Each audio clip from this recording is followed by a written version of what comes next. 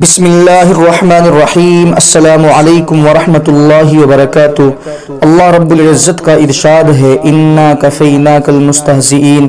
محترم سامعین، تاریخ گواہ ہے کہ جس نے بھی آپ صلی اللہ علیہ وسلم کی شان اقدس میں گستاخی کی ہے، اللہ رب العزت نے اس کو اس کے انجام تک پہنچایا ہے۔ آج 4 اکتوبر بروز اتوار 2021 کو یہ خبر سامنے آ رہی ہے کہ سویڈن کے بدنام زمانہ کارٹونسٹ لارس ویلکس، جو 2007 میں پیغمبر اسلام کے متنازع خاکے بنانے کے باعث ملنے والی دھمکیوں کے بعد پولیس کی حفاظتی تحویل میں تھے، اتوار کو ایک کار حادثے میں ہلاک ہو گئے۔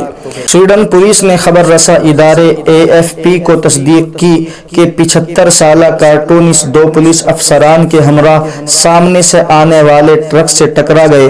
ایک پولیس ترجمان نے کسی قسم کے حملے کے تاثر کو رد کرتے ہوئے AFP کو بتایا، کسی دوسرے ٹریفک حادثے کی طرح اس واقعے کی تفتیش کی جا رہی ہے۔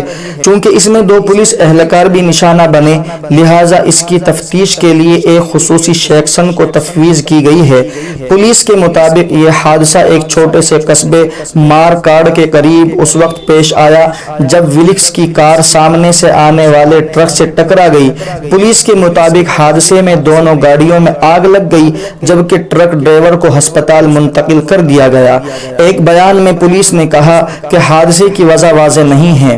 علاقائی پولیس سربراہ کارینا پرسن نے کہا، جس شخص کی ہم حفاظت کر رہے تھے اور ہمارے 2 ساتھی اس ناقابل فہم اور افسوسناک سانحے میں مارے گئے۔